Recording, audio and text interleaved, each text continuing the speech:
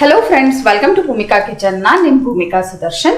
ಇವತ್ತು ಜೋಳದ ಹಿಟ್ಟು ಉಪಯೋಗಿಸ್ಕೊಂಡು ಜೋಳದ ತಾಲಿಪಟ್ಟು ಮಾಡೋದು ಹೇಗೆ ಅಂತ ತೋರಿಸ್ಕೊಡ್ತೀನಿ. ಜೋಳದ ತಾಲಿಪಟ್ಟು ಅಂತ ಅಂದರೆ ನಮ್ಮಲ್ಲಿ ಹೇಗೆ ಅಕ್ಕಿ ಮಸಾಲೆ ರೊಟ್ಟಿ ಮಾಡ್ತೀವಿ ಅದೇ ಥರ ಜೋಳದ ಹಿಟ್ಟಲ್ಲಿ ಮಸಾಲೆ ರೊಟ್ಟಿ ಮಾಡೋದು. ಆದರೆ ಒಂದು ಸ್ವಲ್ಪ ಡಿಫ್ರೆಂಟ್ ಆಗಿರುತ್ತೆ, ಹಿಟ್ಟುಗಳೆಲ್ಲ ಚೇಂಜಸ್ ಇರುತ್ತೆ ಹಾಕೊಳ್ಳೋದು. ಅದೇನು ಅಂತ ತೋರಿಸ್ತಾ ಇವತ್ತು ಮಾಡೋದು ಹೇಗೆ ಅಂತ ತೋರಿಸ್ತೀನಿ. ಮೊದಲು ಮಿಕ್ಸರ್ ಜಾರ್ ಒಳಗಡೆ 3 ಹಸಿಮೆಣಸಿನ್ಕಾಯಿನ ಜಸ್ಟ್ ಬ್ಲೆಂಡ್ ಮಾಡ್ಕೊಳ್ತೀನಿ. ಅದಕ್ಕೇನೆ 2 ಟೇಬಲ್ ಸ್ಪೂನ್ ಹುರಿದಿರೋ ಅಂಥ ಕಡಲೆಕಾಯಿ ಬೀಜ, ಅದನ್ನು ಬ್ಲೆಂಡ್ ಮಾಡ್ಕೊಳ್ತೀನಿ. ತರ್ತರಿಯಾಗಿ ಪುಡಿ ಮಾಡೋಣ. ಕಡಲೆಕಾಯಿ ಬೀಜನ ಈ ಥರ ತರ್ತರಿಯಾಗಿ ಪುಡಿ ಮಾಡಿದ್ದೀನಿ. ಇದನ್ನ ಪಕ್ಕ ಎತ್ತಿಟ್ಕೊಳ್ತೀನಿ. ಜೋಳದ ಹಿಟ್ಟು 1.5 ಕಪ್ಪು, 1 ಟೇಬಲ್ ಸ್ಪೂನ್ ಅಕ್ಕಿ ಹಿಟ್ಟು, 1 ಟೇಬಲ್ ಸ್ಪೂನ್ ಗೋಧಿ ಹಿಟ್ಟು, ರುಚಿಗೆ ತಕ್ಕಷ್ಟು ಉಪ್ಪು, ಎಳ್ಳು 1 ಟೇಬಲ್ ಸ್ಪೂನ್. ಎಳ್ಳು ನೀವು ಎಷ್ಟು ಹಾಕೊಳ್ತೀರೋ ಅಷ್ಟು ರುಚಿಯಾಗಿರುತ್ತೆ. ಒಂದ್ಸಲ ಇದನ್ನು ಜಸ್ಟ್ ಈ ಥರ ಎಲ್ಲ ಮಿಕ್ಸ್ ಮಾಡ್ಕೊಂಡ್ಬಿಡ್ತೀನಿ. ಇವಾಗ ಇದಕ್ಕೆ ಮಸಾಲೆ ಹಾಕೊಳ್ತೀನಿ.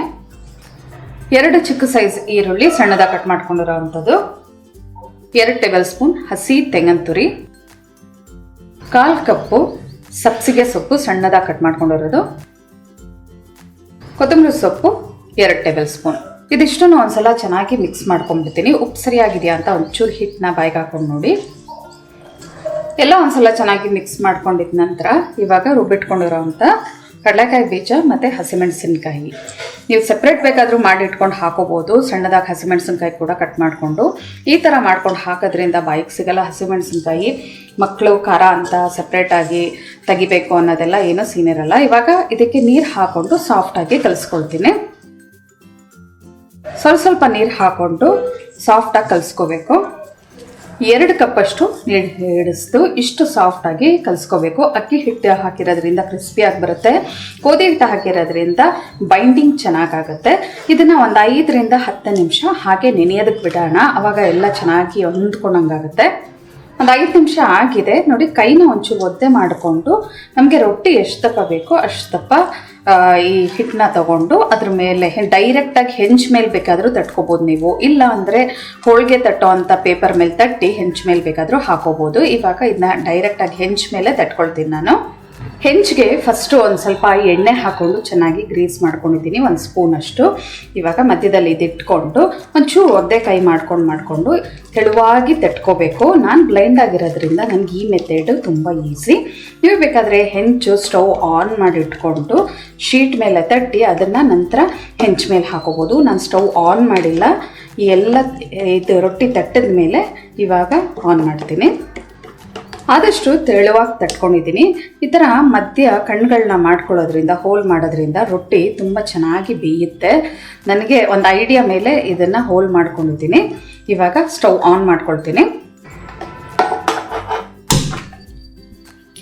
ಹೈ ಫ್ಲೇಮಲ್ಲೇ 1 ನಿಮಿಷ ಬೇಯಿಸ್ಕೊಳ್ತಿದ್ದ ಹಾಗೆ ನಂತರ ಮೀಡಿಯಮ್ ಟು ಲೋ ಫ್ಲೇಮ್ ಮಾಡೋಣ. 1 ನಿಮಿಷ ಆಗ್ತಿದ್ದ ಹಾಗೆ ಮೇಲ್ಗಡೆ ಒಂಚೂರು ಎಣ್ಣೆ ಹಾಕೊಳ್ತೀನಿ, 1 ಟೀ ಸ್ಪೂನ್ ಅಷ್ಟು. ಇವಾಗ ಮೀಡಿಯಮ್ ಟು ಲೋ ಫ್ಲೇಮ್ ಮಾಡ್ಕೊಳ್ತೀನಿ. ಒಂದು 3 ನಿಮಿಷ ಮೀಡಿಯಮ್ ಫ್ಲೇಮಲ್ಲಿ ಬೇಯಿಸ್ಕೊಳ್ತಿದ್ದ ಹಾಗೆ 2 ರಿಂದ 3 ನಿಮಿಷ. ಇವಾಗ ನಿಧಾನವಾಗಿ ಎಬ್ಬಿಸ್ಕೊಂಡು ರಿವರ್ಸ್ ಡೈರೆಕ್ಷನಲ್ಲೂ ಬೇಯಿಸ್ಕೊಳ್ಳೋಣ. ಕೆಳಗಡೆ ಭಾಗ ಮೊದಲೇ ಎಣ್ಣೆ ಹಾಕೊಂಡಿದ್ವಲ್ಲ, ಏನು ಎಣ್ಣೆ ಹಾಕೋದು ಬೇಡ. ಇವಾಗ ರಿವರ್ಸ್ ಡೈರೆಕ್ಷನಲ್ಲೂ 1 ನಿಮಿಷ ಹೈ ಫ್ಲೇಮಲ್ಲಿ ಬೇಯಿಸ್ಕೊಂಡು ಪ್ಲೇಟ್ಗೆ ಸರ್ವ್ ಮಾಡ್ಕೊಳ್ಳೋಣ.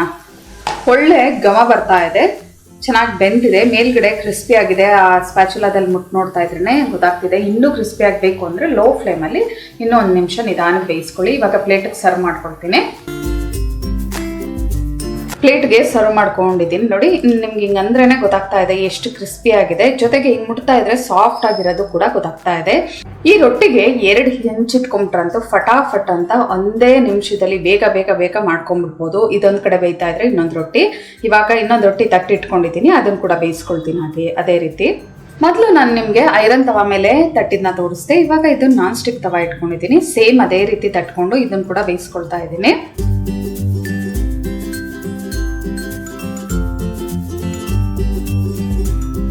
ತಿರ್ವಾಕೊಂಡು ಬೇಯಿಸ್ಕೊಂಡಿದ್ದೀನಿ. ಇವಾಗ ಇದನ್ನ ಸರ್ವ್ ಮಾಡ್ಕೊಳ್ಳೋಣ ಪ್ಲೇಟ್ಗೆ.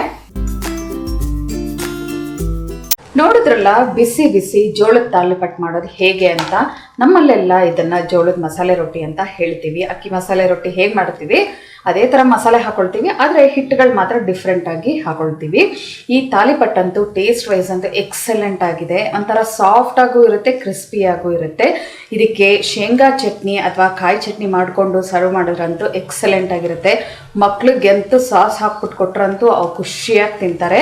ಮತ್ತೆ ತಡ ನಿಮ್ಮ ಮನೆಯಲ್ಲೂ ಕೂಡ ಈ ತಾಲಿಪಟ್ಟು ಜೋಳದ ತಾಲಿಪಟ್ಟನ್ನ ಮಾಡಿ ಹೇಗಿದೆ ಅಂತ ಕಮೆಂಟ್ ಬಾಕ್ಸಲ್ಲಿ ತಿಳಿಸಿ. ಇವತ್ತಿನ ಈ ಸಿಂಪಲ್ ರೆಸಿಪಿ ನಿಮ್ಗೆ ಇಷ್ಟ ಆದರೆ ಲೈಕ್ ಮಾಡಿ, ಶೇರ್ ಮಾಡಿ. ಯಾರೆಲ್ಲ ಇನ್ನೂ ಭೂಮಿಕಾ ಕಿಚನ್ಗೆ ಸಬ್ಸ್ಕ್ರೈಬ್ ಆಗಿಲ್ಲ ದಯವಿಟ್ಟು ಸಬ್ಸ್ಕ್ರೈಬ್ ಆಗಿ. Thanks for watching.